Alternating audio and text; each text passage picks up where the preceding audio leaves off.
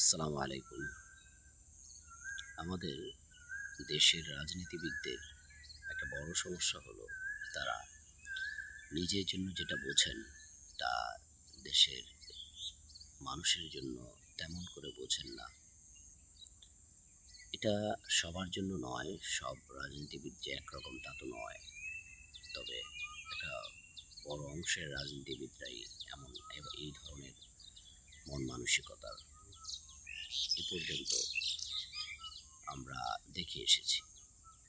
আমার মনে হয় এই জায়গা থেকে আমাদের বের হতে হবে। রাজনীতিকে প্রথম কথা, রাজনীতি হলো একটি ইবাদত। ইসলাম গতানুগতিক কোনো ধর্ম নয়, এটা একটা জীবন বিধান।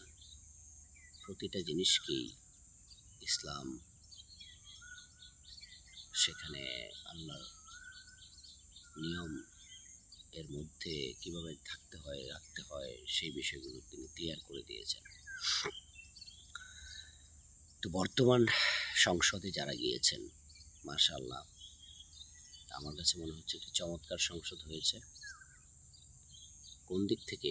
হ্যাঁ, সংসদের তৈরি হওয়ার সময় যত ঘটনাই ঘটুক না কেন, ঠিক আমি এই মুহূর্তে দাঁড়িয়ে এখন যেটা বলছি, ওগুলো নিয়ে অনেক প্রশ্ন আছে, সেই প্রশ্নের দিকে আমরা যাব না। এখন ঠিক আজকের তারিখ ধরে নিলাম, আজকে এপ্রিল মাসের 2 তারিখ 2026 সাল। আজকে থেকে আমার আহ্বান এবং আমার মনে হয় প্রতিটা রাজনীতিবিদ সহ দেশের সকল মানুষের এইভাবেই চিন্তা করা উচিত যে আসুন আমরা মিলেমিশে কাজ করি দেশটার জন্য। মিলেমিশে কাজ করি, মিলেমিশে দেশটাকে গড়ি।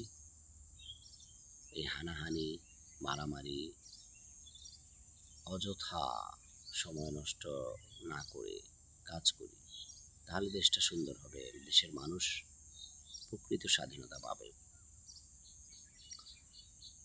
আমাদের সব কিছুর আগে জনগণকে প্রাধান্য দিতে হবে। জনগণের সুখ দুঃখ সেগুলো দেখতে হবে। আমরা কেন জানি অযথা সময় নষ্ট করতেই পছন্দ করি। কেন জানি বলবো না, এটা তো আসলে দুনিয়ার একটা প্রভাব। দুনিয়া তো আমাদের ছাড়ে না। এই দুনিয়া হলো আমাদের পেছনে লেগে আছে। এই দুনিয়া তো একটা পরীক্ষা, তাই না?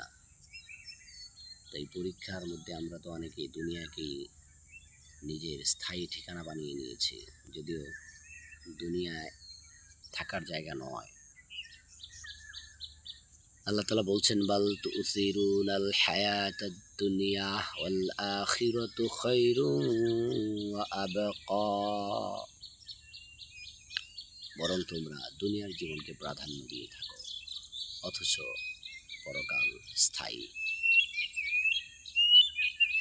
এবং সেটাই থাকবে তোমার জন্য, এবং সেটাই তোমার জন্য উত্তম। তা আমরা সেই স্থায়ী উত্তমকে বাদ দিয়ে এই অস্থায়ী, ক্ষণস্থায়ী, নশ্বর দুনিয়ার জন্য আমরা দিন রাত খেটে মরছি।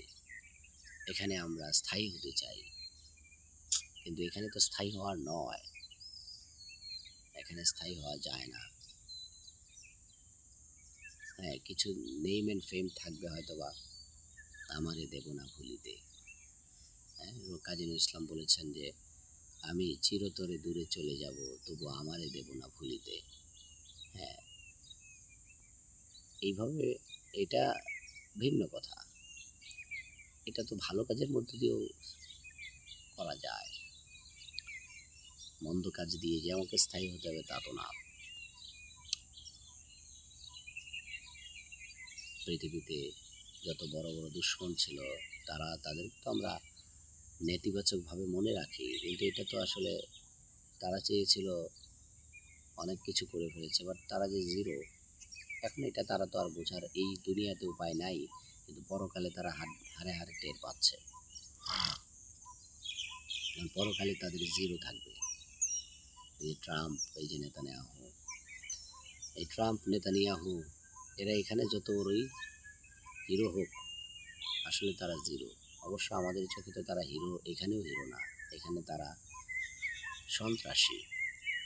এটা আবার অনেকে বলে না, বলতে গেলে বলে যে এটা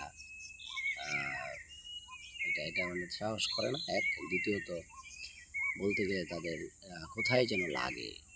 আরে ভাই, সন্ত্রাসীকে যদি সন্ত্রাসী না বলেন তাহলে তো এটাও একটা জুলুম করা হয়।